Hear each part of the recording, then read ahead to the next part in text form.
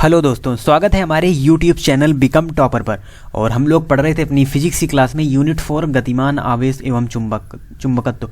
तो इस यूनिट के 2 लेक्चर्स ऑलरेडी हो चुके हैं, जिसमें हमने चुंबकीय क्षेत्र, बायो-सेवर्ट नियम और धारावाही लूप के केंद्र पर चुंबकीय क्षेत्र और परिमित लंबाई के एक धारावाही चालक तार के लिए चुंबकीय क्षेत्र, ये सभी जो टॉपिक हैं हम ऑलरेडी कंप्लीट कर चुके हैं। तो आज की क्लास में हम लोग क्या पढ़ने वाले हैं, तो आज की क्लास में हम लोग इम्पोर्टेंट टॉपिक इस यूनिट का, यानी कि एम्पियर का परिपथीय नियम, एम्पियर के नियम के अनुप्रयोग और अनुप्रयोग में ही धारावाही टोराइड क्या होता है, इन सभी टॉपिक्स के बारे में आज की क्लास में हम लोग पढ़ेंगे। तो चलिए स्टार्ट करते हैं। तो सबसे पहले हम लोग देखेंगे एम्पियर का परिपथीय नियम। तो क्या होता है एम्पियर का परिपथीय नियम? तो विद्युत चुंबकत्व में जिस प्रकार से एम्पियर का परिपथीय नियम होता है, उसी प्रकार से स्थिर वैद्युतिकी में गॉस का नियम होता है। यानी ये दोनों नियम होते हैं आपस में कैसे होते हैं, आपस में एक ही समान होते हैं। जैसे हमने गॉस का नियम पढ़ा था जब हम पढ़ रहे थे क्या, स्थिर वैद्युतिकी, तो उसमें हमने गॉस का नियम पढ़ा था। तो जैसा गॉस का नियम वहाँ पर जिस प्रकार से कार्य करता है, एम्पियर का परिपथीय नियम उसी के, दोनों नियम एक दूसरे के समान ही हैं, सदस्य ही हैं। तो क्या होता है एम्पियर का परिपथीय नियम? तो किसी बंद परिपथ की सीमा के अनुदिश चुंबकीय क्षेत्र बी वेक्टर का रेखीय समाकल पथ द्वारा घिरी नेट धारा I का म्यू0 गुना होता है। तो ये इसका कथन है। अगर आप इसका जो फॉर्मूला है वो आप याद रखेंगे तो उसी से आप इसके जो कथन है, यानी कि इसका जो स्टेटमेंट है, उसको आप बना सकते हैं। तो ये होता है close integration B vector dot DL vector बराबर म्यू0 I।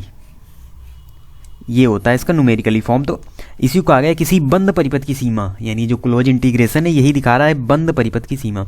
तो किसी बंद परिपथ की सीमा के अनुदिश चुंबकीय क्षेत्र बी वेक्टर का रेखीय समाकल, यानी कि डीएल वेक्टर, पथ द्वारा घिरी नेट धारा I का क्या है, म्यू0 गुना है। तो यही इसका स्टेटमेंट है और यही है एम्पियर का परिपथीय नियम। तो अब देखते हैं इसकी उपपत्ति के बारे में, यानी इसको हम प्रूफ करते हैं। इसका एक और फॉर्म हम यहाँ पर निकालते हैं उपपत्ति के द्वारा, यानी कि इसका प्रूफ करते हैं। तो देखते हैं एक फिगर के माध्यम से।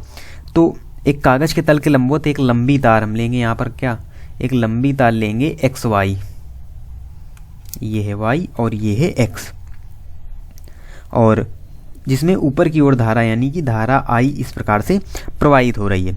तो अब क्या करेंगे, R त्रिज्या का एक वृत्तीय पथ है जिसका केंद्र O तार पर है। तो यानी तार पर O केंद्र का इस प्रकार से एक वृत्ताकार पथ है। वैसे ये 3D इमेज है, जैसे कोई आप अगर छल्ला लेते हैं उसके बीच से ये तार निकला हुआ है, इस प्रकार से आपको कल्पना करनी है। तो इसी जगह पर है बिंदु O, यानी कि जो इसका केंद्र O तार पर है, और वृत्तीय पथ के किसी बिंदु P पर चुंबकीय क्षेत्र का परिमाण हमको क्या निकालना है, B बराबर म्यू0 I/2πr।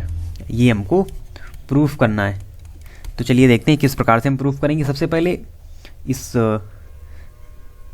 के केंद्र से लेकर यहाँ तक हम R दूरी, और यहाँ पर बिंदु P है, जिसकी सहायता से हमको क्या करना है, प्रूफ करना है एम्पियर का परिपथीय नियम।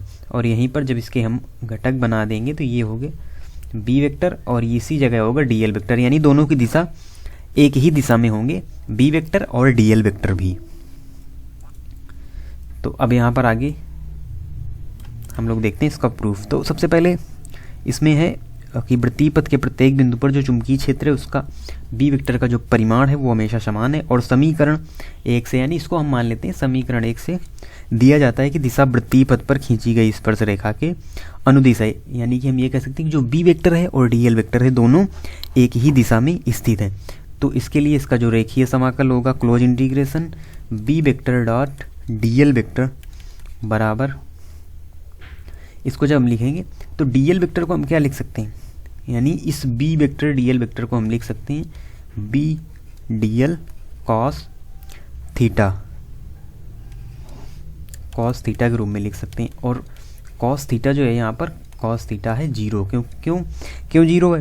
क्योंकि जो बी वेक्टर है और डीएल वेक्टर है ये दोनों एक ही दिशा में, इसीलिए इनके बीच बनने वाला कोण 0 डिग्री का, और कॉस 0 का मान होता है 1। तो यानी यहाँ से हमको मिल जाएगा बी, हम बाहर कर लेंगे डीएल, और कॉस 0 का काम खत्म हो जाएगा, क्योंकि कॉस 0 का मान ही क्या होता है, 1 होता है। तो अब आ गया ये बी डीएल वेक्टर। अब क्या है, जो क्लोज इंटीग्रेशन dl है इसका मान क्या होगा, वृत्तीय पथ की लंबाई, यानी जो वृत्तीय पथ है उसकी परिधि के बराबर होगा, 2 पाई r के बराबर होगा। तो हम यहाँ पर क्या करेंगे, b 2 पाई r ये आ गया, और ये बराबर होगा किसके, ये बराबर होगा integration b vector dot dl vector. और एम्पियर के परिपथीय नियम से क्या होता है, 2 पाई r बराबर ये हो जाएगा म्यू नॉट आई। तो अब हमको यहाँ से क्या मिल जाएगा, अब हमको यहाँ से मिल जाएगा b बराबर mu naught I upon 2 pi r।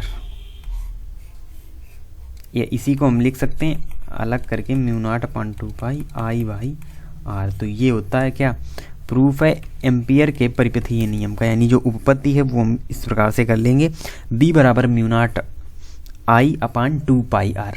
यही होता है एम्पियर का परिपथीय नियम। ऊपर जो था वो इसका एक्चुअल फॉर्म थी, यानी जो क्लोज इंटीग्रेशन b dl बराबर म्यू नॉट आई, उस प्रकार से यूज करते हैं। और कहीं अगर न्यूमेरिकल में हमको यूज करना है तो हमको इस प्रकार से इसको यूज करना होगा। चलिए बढ़ते हैं आगे और देखते हैं एम्पियर के परिपथीय नियम के अनुप्रयोग। तो कौन कौन से अनुप्रयोग हैं, तो अनुप्रयोग में आपको यहाँ पर 3 डेरिवेशन देखने हैं, यानी अनंत लंबाई के धारावाही तार के कारण चुंबकीय क्षेत्र, और धारावाही परिनालिका के भीतर यानी लंबी परिनालिका के भीतर चुंबकीय क्षेत्र, और धारावाही टोरॉइड। ये तीनों ही एम्पियर के नियम के अनुप्रयोग हैं। इसका क्या मतलब है, इसका ये मतलब है कि ये जो सभी डेरिवेशन करने हैं हमको एम्पियर के नियम की सहायता से ही करने हैं। जो हमने अभी एम्पियर का नियम पढ़ा है उसी की सहायता से ये सभी डेरिवेशन हमको करने हैं। तो सबसे पहले अनंत लंबाई के धारावाही तार के कारण चुंबकीय क्षेत्र। तो ये डेरिवेशन सेम टू सेम जो हमने उत्पत्ति की है उसी तरीके से, कुछ भी यहाँ पर चेंज नहीं है। और यहाँ पर जो फार्मूला हमको प्राप्त होगा वो भी सेम वही व्यंजक हमको यहाँ पर मिलेगा अनंत लंबे धारावाही तार के कारण चुंबकीय क्षेत्र का, जो अभी हमने पीछे उत्पत्ति में देखा, यानी जो हमने प्रूफ किया एम्पियर का परिपथीय नियम उसमें जो देखा है। तो अनंत लंबाई के धारावाही तार के कारण चुंबकीय क्षेत्र निकालने के लिए उसी प्रकार से हमको फिगर यहाँ पर बनाना होगा। और ये है इसका केंद्र O, और इस जगह बिंदु P हम मान लेते हैं। और इसमें ही होंगे dl वेक्टर और dl वेक्टर b वेक्टर, और यहाँ पर धारा I है और इसकी दूरी r हम मान लेंगे। तो ये उसी प्रकार से फिगर हमको बनाना है। और फिर इसमें भी हम देख रहे हैं जो b वेक्टर है और जो dl वेक्टर है वो है एक ही दिशा में, और इनके बीच का जो कोण है वो होगा 0 डिग्री। इनके बीच का जो कोण है वो होगा 0 डिग्री। तो उसी प्रकार से हमको करना है, सबसे पहले एम्पियर का परिपथीय नियम लगाना है, b vector dot dl vector बराबर हो जाएगा ये म्यू नॉट आई के। अब क्या है, b dl की जगह हम क्या लिखेंगे, वेक्टर हटेगा तो यहाँ पर आ जाएगा cos थीटा बराबर म्यू नॉट आई, और cos थीटा की जगह cos 0 आएगा तो यहाँ पर ये हो जाएगा, यानी इससे हम b बाहर कर लेंगे, b वेक्टर dl, और cos 0 काम खत्म, क्योंकि cos 0 का मान क्या होता है 1 होता है। ये आ जाएगा म्यू नॉट आई। अब यहाँ पर ये जो dl होता है यानी कि क्लोज इंटीग्रेशन dl ये होता है परिधि के बराबर, यानी जो परिधि दी हुई है उसी के बराबर होगा। तो इसकी जगह हम रख देंगे 2 पाई r बराबर म्यू नॉट आई। तो ये यहाँ पर हमको मिल जाएगा b बराबर mu naught I upon 2 pi r। तो यही आता है व्यंजक इसके लिए, अनंत लंबे धारावाही तार के कारण चुंबकीय क्षेत्र का ये व्यंजक हमको प्राप्त हुआ, जो कि सेम है एम्पियर के परिपथीय नियम से, जो हमने पीछे भी उपपत्ति की थी, जो प्रूफ किया था एम्पियर के परिपथीय नियम का। तो ये एक अनुप्रयोग यहाँ पर कंप्लीट होता है एम्पियर के नियम का। तो एम्पियर का नियम का यूँ ही यूज करना है हमको, उसी के नियम से ही हमको ये व्यंजक प्राप्त करना है अनंत लंबे धारावाही तार के कारण चुंबकीय क्षेत्र का। अब चलिए देखते हैं जो अगला अनुप्रयोग है, यानी कि लंबी परिनालिका के भीतर चुंबकीय क्षेत्र किस प्रकार से हमको निकालना है ये हम देखेंगे। तो सबसे पहले इसमें हम देखते हैं परिनालिका के बारे में। तो परिनालिका क्या होती है, एक लंबी बेलनाकार कुंडली होती है, यानी कि हेलिक्स। हेलिक्स का मतलब होता है कुंडलनी, यानी कि परिनालिका एक लंबी बेलनाकार कुंडली होती है, जिसमें क्या होता है, इसे बनाने के लिए किसी कार्डबोर्ड अथवा चीनी मिट्टी की नलिका के ऊपर जो तांबे के विद्युत रोधी तार हैं उनको हम एक दूसरे से सटाकर लपेट देते हैं, वही हमारी बन जाती है कुंडली या परिनालिका। और जब परिनालिका में क्या करते हैं, हम वैद्युत धारा प्रवाहित करते हैं। जब हम वैद्युत धारा प्रवाहित करते हैं तो परिनालिका के भीतर क्या उत्पन्न हो जाता है, चुंबकीय क्षेत्र। यानी परिनालिका के भीतर चुंबकीय क्षेत्र उत्पन्न हो जाता है जब उसमें हम वैद्युत धारा प्रवाहित करते हैं। और क्या, अगर परिनालिका लंबी है, क्योंकि यहाँ पर हमको क्या पढ़ना है, लंबी परिनालिका के भीतर ही चुंबकीय क्षेत्र निकालना है। तो यदि परिनालिका लंबी है तो क्या होते हैं, ये विद्युत रोधी फेरे एक दूसरे को स्पर्श करते हैं और परिनालिका के बाहर चुंबकीय क्षेत्र परिनालिका के भीतर की तुलना में नगण्य होता है। यानी जो लंबी परिनालिका होती है उसके बाहर चुंबकीय क्षेत्र नगण्य होता है, उसके जो चुंबकीय क्षेत्र होता है वो उसके अंदर ही होता है, परिनालिका के भीतर ही चुंबकीय क्षेत्र पाया जाता है। जैसे जैसे हम दूर जाएंगे उस परिनालिका से चुंबकीय क्षेत्र नगण्य हो जाएगा। और परिनालिका के भीतर चुंबकीय बल रेखाएं अक्ष के अनुदिश समांतर होती हैं, यानी अक्ष के अनुदिश समांतर चुंबकीय बल रेखाएं होती हैं। तो इससे हमको पता चलता है कि बीच में जो क्षेत्र है, चुंबकीय क्षेत्र है, वो एक समान है परिनालिका के किनारों के अतिरिक्त। तो अब हम क्या करेंगे, अब एक फिगर के माध्यम से हम इसको समझेंगे, फिर इसका हम डेरिवेशन करेंगे। तो एक लंबी परिनालिका जिसकी प्रति मीटर लंबाई में तार के n फेरे हैं, क्योंकि परिनालिका में फेरे ही होते हैं जो कि होते हैं किसके, विद्युत रोधी तार के, यानी तांबे का विद्युत रोधी तार होता है, उसी के फेरे होते हैं। तो उसी से परिनालिका का निर्माण किया जाता है। तो अब क्या है, इसमें n फेरे हैं, यानी प्रति मीटर लंबाई में तार के n फेरे हैं और धारा I इसमें प्रवाहित हो रही है, धारा I प्रवाहित हो रही है। तो हम क्या मान लेंगे, सबसे पहले हम मानेंगे एक आयताकार बंद पथ ABCD।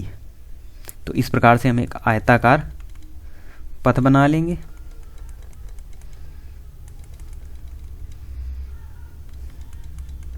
ये एक बंद आयताकार पथ है जो है ABCD, यानी इसको मान लेंगे हम A, B, C और D।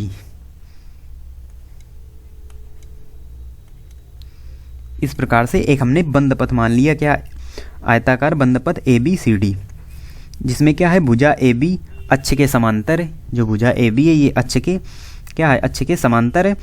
और BC और CD, जो BC और CD भुजाएं, सॉरी BC और AD भुजाएं, ये लंबी भुजाएं देख ही रहे हैं आप। BC और जो AD है ये बहुत लंबी भुजाएं हैं और CD परिनालिका से बहुत दूर है।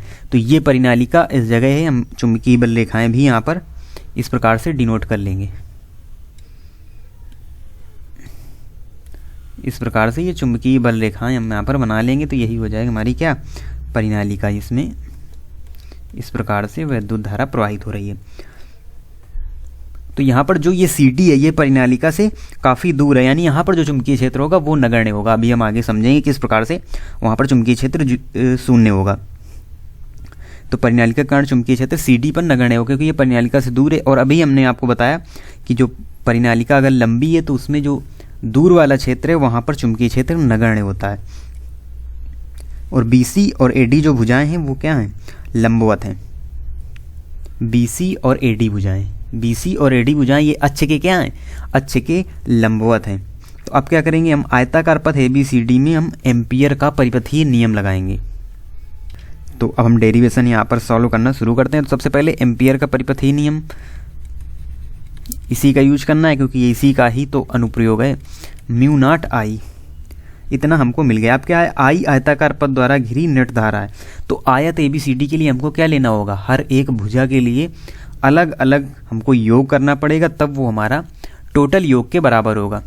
तो आप देखिए किस प्रकार से हमको यहाँ पर इसका एडिशन करना है, यानी कि जोड़ करना है। तो B vector dot DL vector बराबर, आपने पढ़ा होगा जब हम लिमिट लेते हैं, यानी कि यहाँ पर इंटीग्रेशन का यूज होगा और जिसमें हम लिमिट लेते हैं A to B, B to C, C to A।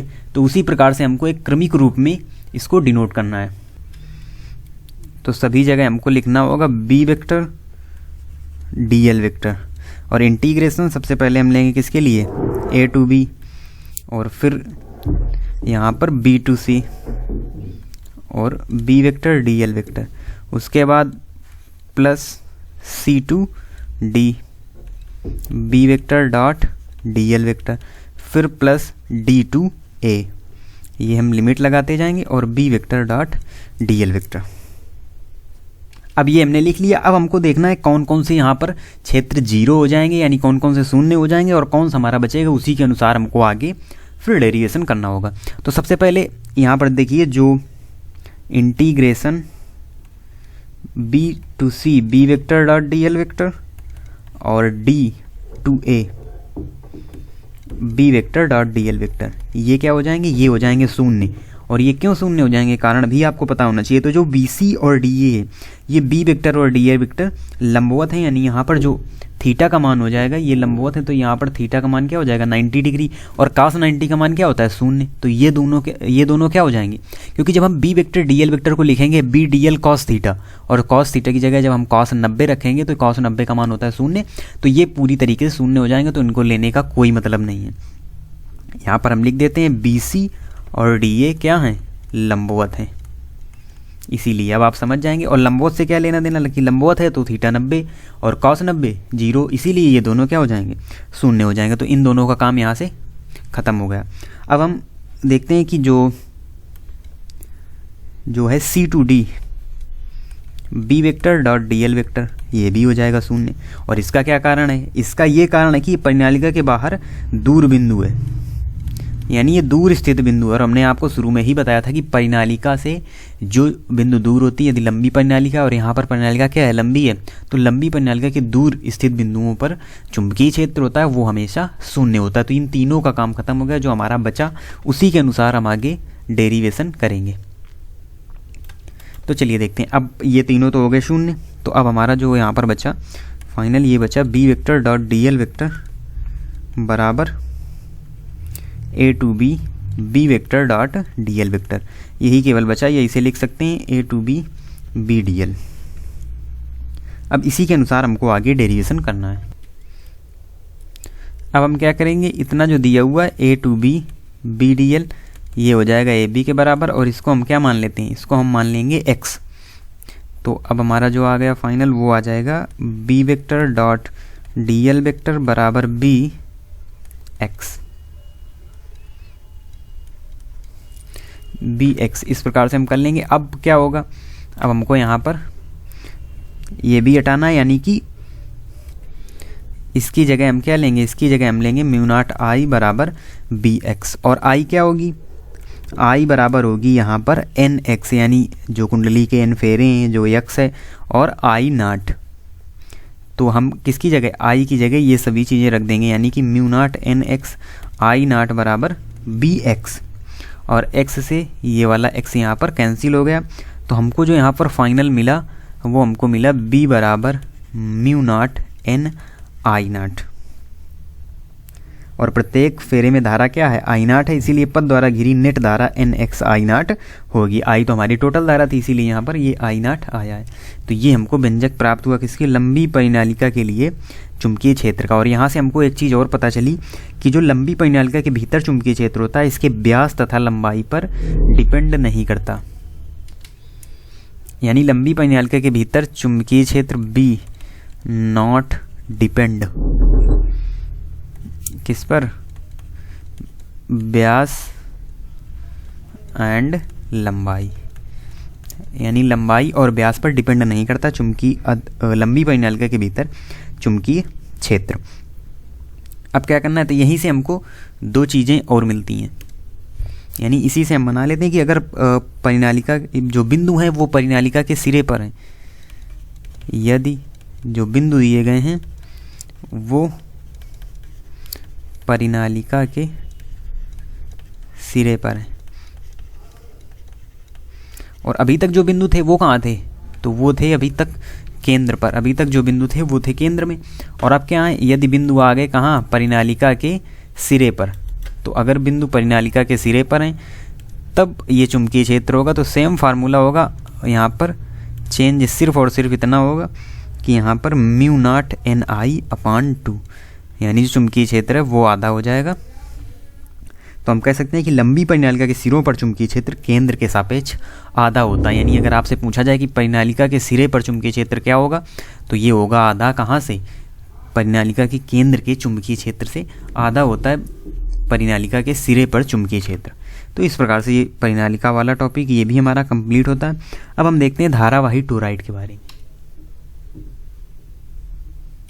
तो सबसे पहले हम देखते हैं धारावाही टोरॉइड के बारे में। तो क्या होता है धारावाही टोरॉइड, तो यह एक वृत्ताकार खोखला छल्ला होता है जिस पर किसी तार के अत्यधिक फेरे पास पास हटाकर लपेटे जाते हैं। ये देखिए कुछ इस प्रकार से इसमें क्या होते हैं, तार के अत्यधिक फेरे पास पास हटाकर लपेट दिए जाते हैं। तो यह एक ऐसी परिनालिका के रूप में भी हम देख सकते हैं जो बंद करने के लिए वृत्ताकार मोड़ दिया जाता है। जैसे अभी हमने पढ़ा था परिनालिका, वो भी सेम टू सेम होती है, लेकिन वहाँ पर आकार दूसरा होता है, और यहाँ पर इसको हम एक खोखले छल्ले के रूप में, एक वृत्ताकार रूप में डिनोट कर देते हैं।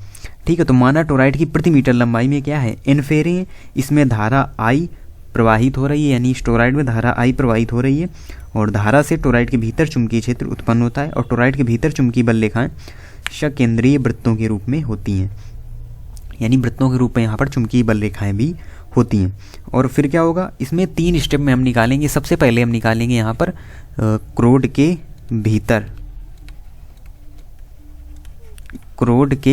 भीतर चुंबकीय क्षेत्र का मान।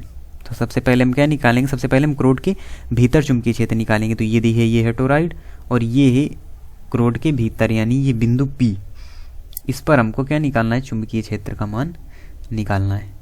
तो बिंदु P पर चुंबकीय क्षेत्र का मान हमको निकालना है टोराइड की क्रोड के भीतर।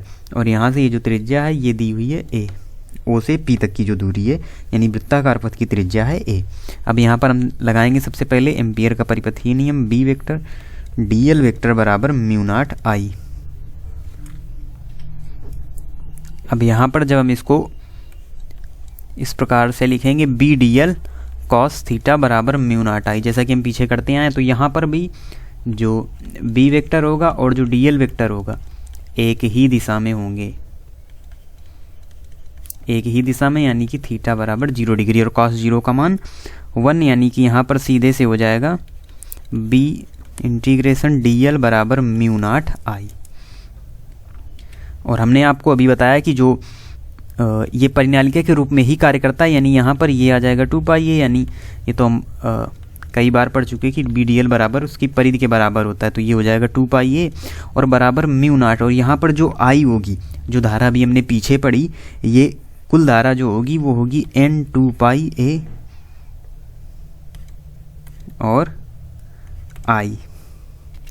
तो इतना जो हमने रखा, ये हमने इस I की जगह ये सभी चीज़ें रखी हैं, या इसको आप I नॉट भी मान सकते हैं, दोनों ही चीज़ें मान सकते हैं। तो इसकी जगह ये कुल धारा है, क्योंकि ये परिनालिका के रूप में भी कार्य करता है, और परिनालिका में पीछे हमने पढ़ा भी वहाँ पर कि वृत्तीय पथ द्वारा घिरी कुल धारा होती है क्या, फेरों की भी संख्या को उसमें मल्टीप्लाई करते हैं हम, और परिधि का भी मल्टीप्लाई करते हैं, उसके साथ एक धारा भी वहाँ पर हमको देखने को मिलती है। तो ये चीज़ें यहाँ पर हमको देखने को मिलती हैं। तो इस 2πa से ये वाला 2πa कैंसिल हो गया, तो हमको फाइनल यहाँ पर मिला B बराबर म्यू नॉट NI, जो हमको एक परिनालिका के लिए प्राप्त हुआ था। पीछे भी हमने जब हमने परिनालिका पढ़ा था, लंबी परिनालिका के लिए, तो वहाँ पर भी हमको सेम व्यंजक देखने को मिला था, तो यहाँ पर भी सेम व्यंजक ही आएगा। और यहाँ पर एक और सिचुएशन आती है कि अगर टोराइड में कुल फेरों की संख्या N, यानी कुल फेरों की संख्या कैपिटल N हो, और कोर की आंतरिक व बाह्य त्रिज्याएं, आंतरिक और बाह्य त्रिज्याएं A1 व A2 दे दी जाएं, तब क्या होगा, तब चुंबकीय क्षेत्र हो जाएगा यहाँ पर B बराबर म्यू नॉट NI सेम रहेगा, और जो त्रिज्याएं होंगी वो आ जाएंगी 2πa। तो इस प्रकार से यहाँ पर हमको प्राप्त हो जाएगा। तो अगर हमसे कहीं पर पूछा जाए कि जो टोराइड की कोर के भीतर, टोराइड की क्रोड के भीतर जो चुंबकीय क्षेत्र होता है वो फेरों की संख्या के अनुक्रमानुपाती और त्रिज्या के व्युत्क्रमानुपाती होता है, तो ये दो संबंध भी हमको यहाँ से देखने को मिलते हैं। तो ये था कहाँ पर, टोराइड के भीतर, यानी उस धारावाही टोराइड के क्रोड के भीतर, क्रोड के भीतर चुंबकीय क्षेत्र। अब हम देखेंगे दो और जो हमारी सिचुएशन है, टोराइड के बाहर चुंबकीय क्षेत्र और टोराइड द्वारा घिरे रिक्त स्थान के भीतर चुंबकीय क्षेत्र। तो अब हम देखिए, ये एक फिगर बना हुआ है जिसमें हमको क्या निकालना है, टोराइड के बाहर चुंबकीय क्षेत्र निकालना है।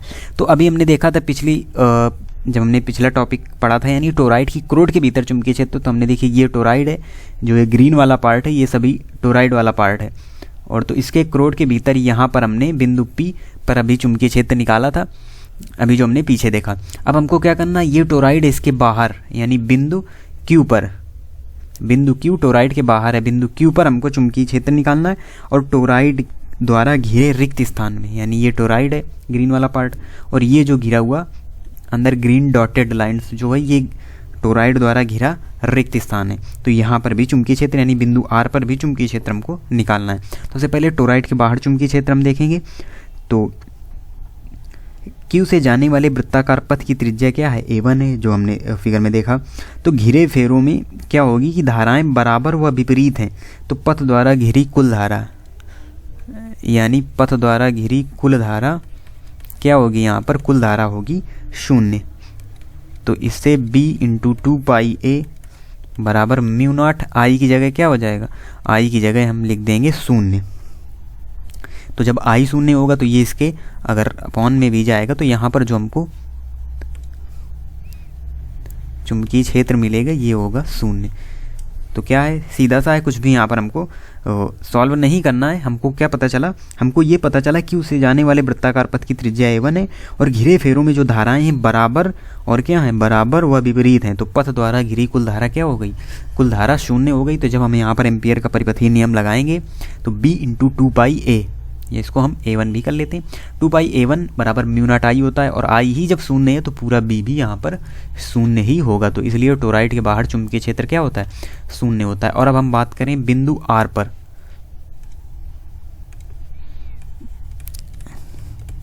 R पर चुंबकीय क्षेत्र, और R क्या है, R है टोराइड के द्वारा घिरे रिक्त स्थान में चुंबकीय क्षेत्र। तो R पर चुंबकीय क्षेत्र क्या होगा, तो R पर चुंबकीय क्षेत्र होगा, बिंदु R पर चुंबकीय क्षेत्र 0 होगा क्योंकि R से जाने वाले वृत्त द्वारा घिरी धारा 0 ही है। यहाँ पर भी I 0, तो यहाँ पर भी जो B का मान है वो 0 होगा। तो किसी धारावाही टोराइड में सिर्फ और सिर्फ उसकी क्रोड के भीतर ही चुंबकीय क्षेत्र होता है, जो कि होता है B बराबर μ0 Ni। बाकी टोराइड के बाहर और टोराइड द्वारा घिरे रिक्त स्थान में जो चुंबकीय क्षेत्र होता है वो हमेशा 0 होता है। तो ये बात आपको याद रखनी है। तो आज की क्लास में हम लोगों ने क्या पढ़ा, एम्पियर का परिपथीय नियम और उसके अनुप्रयोग से रिलेटेड जो डेरिवेशन थे धारावाही टोराइड थे, उन सभी के बारे में हमने अच्छी तरीके से डिस्कस किया। तो मिलते हैं नेक्स्ट टॉपिक के साथ नेक्स्ट क्लास में, तब तक के लिए धन्यवाद।